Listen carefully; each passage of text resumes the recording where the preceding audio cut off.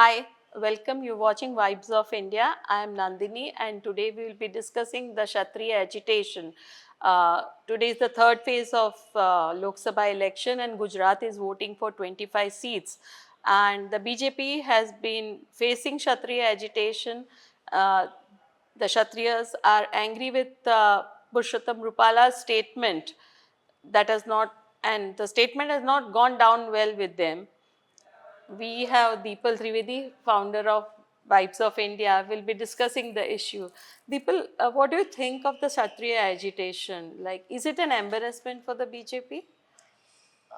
Yes, Nandini, definitely this is a big embarrassment for the BJP. The Kshatriyas in Gujarat have been systematically and pretty strategically opposing the BJP in almost the entire state against Union Minister Parshottam Rupala's very derogatory remarks. He said that the uh, Rajas and Maharajas. Yeah. To quote Parshottam Rupala, he said the Rajas and Maharajas of Gujarat broke bread with the Britishers and even got their daughters married to the Britishers.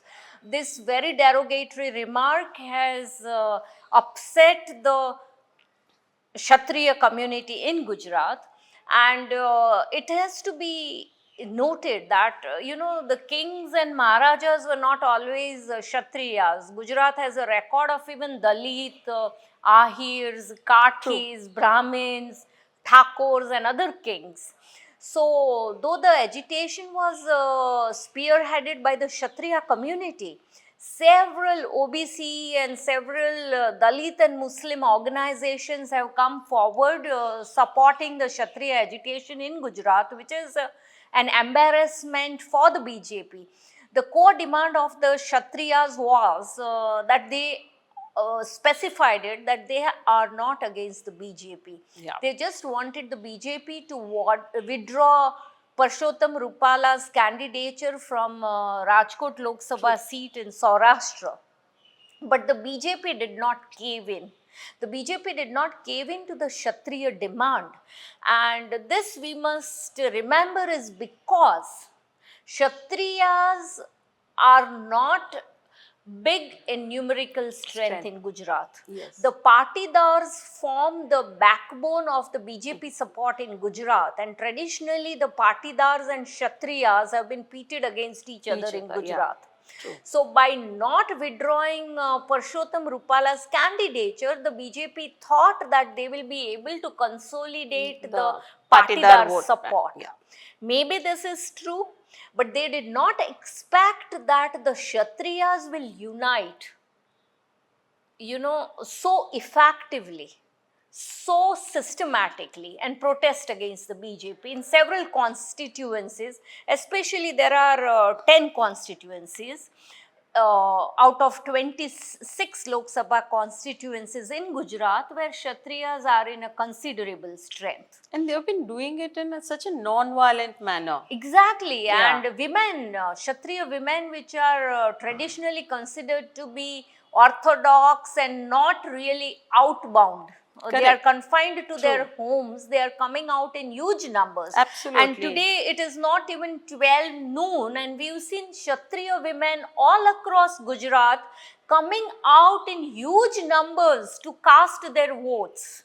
And facing the media, being part of the coordination committee, sharing the stage with the male members of the community. Right, very true. Yeah. And I believe this is the first time that Gujarat has witnessed a Kshatriya agitation. Yeah. And unlike the Patidar agitation of the recent past, Yeah. where we saw violence and damage to Absolutely. public and private property, this Kshatriya agitation is being conducted in a very non-violent, disciplined manner. Absolutely. So, the Kshatriyas say this agitation is for their self-respect, it is for their asmita. Yeah. And though they do not have numerical strength to support them, we cannot be sure if there is going to be any electoral difference. We can of course say confidently that the BJP, which was earlier planning a 5 lakh Lakh lead, lead. a minimum 5 lakh lead of for each of their candidate, that seems impossible And now. of late, they have not been speaking about it at public meetings also. Exactly. And the Prime Minister, Mr. Modi, has been talking about, having more voting at all the polling booths. I mean, the focus has shifted to polling booths, that we want to win all the polling booths, but they're not talking about the 5 lakh margin now. And since you covered the Kshatriya agitation very closely, if you can share some of your observations of See- how this agitation, which earlier began with a demand just to replace Parshottam Rupala, has Yeah. snowballed into an agitation Absolutely. against the BJP. So initially, when this began on the 22nd of March, when the statement was made by the Union Fisheries Minister, and then later on, immediately he apologized. But the way he apologized, that was not the proper way according to the Kshatriyas. They had several meetings with the Chief Minister, the state BJP president, who C.R. Patil, who also apologized. The Minister of State for Home, In Harsh fact, Sanghvi, was I also would want present. to intervene Yeah. that, Gujarat State BJP President C.R. Patil and even Prime Minister Narendra Modi has Yeah. apologized more profusely and gracefully than Yeah. the candidate Parshottam Rupala, who Yes, actually made the roti absolutely. In beti. fact, C.R. Patil went on to fold the hand, saying that Parshottam Rupala has apologized, so he be pardoned. And one interesting thing, Deepal, was that, in his recent visit to Gujarat, when he addressed 6 public meetings, 3 of them were in Saurashtra region, Parshottam Rupala was not sharing the stage with Prime Minister Modi. This even after the Kshatriyas had said that we will not be disturbing the Prime Minister's program because we respect the position that he holds.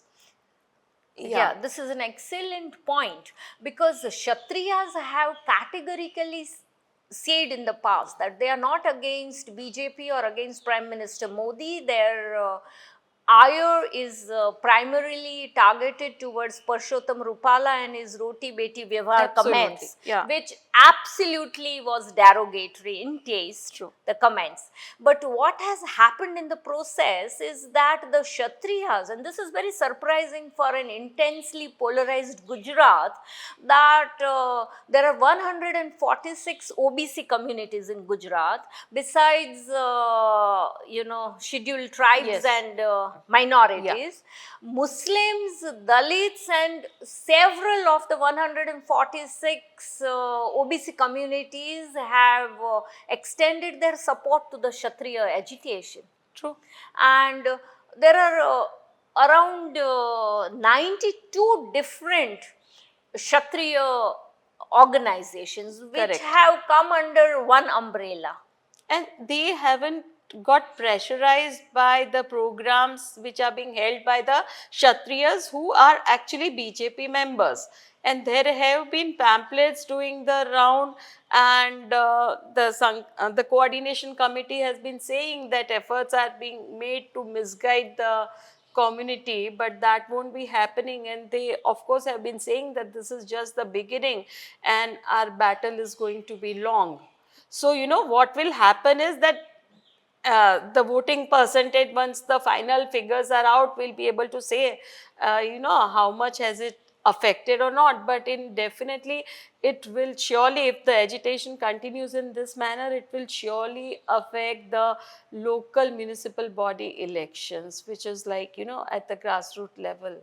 Right. Yes, because rural areas have been, witnessing a more aggressive Yeah, Kshatriya true. agitation. Absolutely. And another interesting aspect is the elite Kshatriyas, the Rajputs, extending their support, except for the erstwhile Prince of Nawanagar in Jamnagar, that is Shatru Shalya Singh, who earlier extended support, but very mysteriously in the next 24 hours issued a letter which talked about extending support to BJP to ensure a third effortless term to Prime Minister Narendra Modi.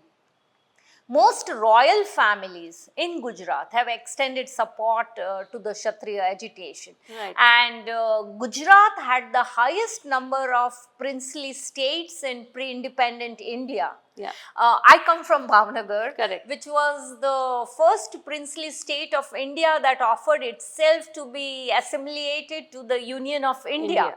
And the erstwhile royal family of Bhavnagar, Yuvraj Jaivir Singh, Yes. he has been extremely vocal, extending his support to the Kshatriya agitation. And this has made a difference. So, though the Kshatriya population in Gujarat does not exceed, when I say Kshatriya, the Rajput, Yeah. that does not exceed more than 7%. Absolutely. Yeah, perhaps it might be little lesser also. Okay. Yeah. But they have all come under one umbrella because Absolutely. the Rajputs, the Thakurs, Yeah. all of them who happen to be a part of the broader Kshatriya Samaj, they've all come together. And you know what has pained the Kshatriya women the most is Prime Minister Narendra Modi's silence. Because being in Gujarat, I mean, they have always considered him as his brother, and he calls women of Gujarat as the sister, so mothers. Okay, so when he was going to Delhi as the Prime Minister, he had told these Kshatriya women at a program that I'm giving you a blank check for, I mean, you can use it for anything of the community's cause, but these women say that we do not want money for anything, but we have written lakhs of postcards to you that this is the question of our pride. So the least we could have expected from him was that that has fallen on deaf ears, and they also wonder whether the postcards actually reached him.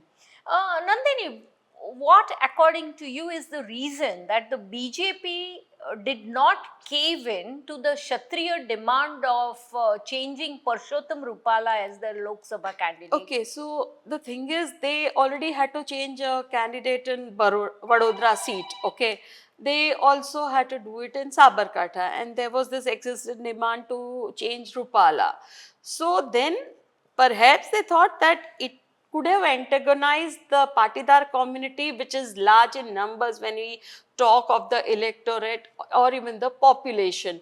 And secondly, like, the BJP has been enjoying absolute power in Gujarat for almost 3 decades, and perhaps they said that they would have thought that this would agitation, the go BJP so did far. not take it seriously. Yes, And but the Kshatriyas in Gujarat have really never been aggressive. never. This is the first time And I'm the sure way, we are I mean, the witnessing. way it is so nice as such to see them doing it in a non-violent manner. So, they also ensured that they're not disrupting the Prime Minister's meetings, because if some miscreant comes and, does something, then the blame would come to the coordination committee. So that was a very wise move by them to, not do anything. Yes, and not only that, the Kshatriya community in Gujarat so far has managed to keep this agitation absolutely apolitical. True. Right? Whether it is the Congress, whether it is the BJP, or whether it is the Aam Aadmi Party. And yeah, and generally this community as such does not poke its nose into other affairs like political affairs. They are not very loud when it comes to voicing their concern, but Right, this is and their unlike pride. Rajasthan or Uttar Pradesh, where the Kshatriya community, the Rajputs or the Thakurs, are very aggressive and True. very political in ensuring that their stand is established. In Gujarat, they are a mild community. compared to the Patidas, which are very influential, both in number, in Absolutely. money, Money, and yes. their clout. But Rajputs and the Kshatriya Samaj has been staging this absolutely non-violent, disciplined agitation. And what is very interesting is their women. Absolutely. Yes, If you very can tell true. us about the women spearheading this agitation, So this lady Truptiba Rahul from Gandhinagar, she is the women's wing president of the coordination committee. She's going to all the places in Gujarat and meeting women leaders and handling the media very articulately and voicing their and these are concern. basically housewives, Yes, they and never come out in open like and this. who are exhibiting exemplary leadership qualities. And Yes, today, very true. these women are coming out in huge numbers in Gujarat to vote. And who knows, I mean, when it comes to local election, that the panchayat levels or municipal corporations or municipalities, we might see many of these women contesting these elections. And that Absolutely. there are all chances that this So, can happen. So this is very good, Yeah. an example of women empowerment. That Absolutely. Kshatriya women, though traditionally Kshatriya women, whether we look at, Maharani Gayatri Devi of the erstwhile Jaipur state, or Vijayaraje Scindia or Vasundhara Raje, in Gujarat we've not had many women except for the Gaikwad family in Yes. Vadodara. Yeah. Yeah. Right? True. But as you rightly pointed out, the coming elections, I think the most positive fallout of this Kshatriya agitation is going to be more Kshatriya women getting active in public life. Absolutely, and that too, with the, I mean, for the photo op, it looks so nice, women having pallus on their head, then coming out, but then, raising the right issues. So these are the women who say that we believe in Sanskruti, Yeah. we believe in traditions, Absolutely. we believe in Sanatan Dharma. Yeah.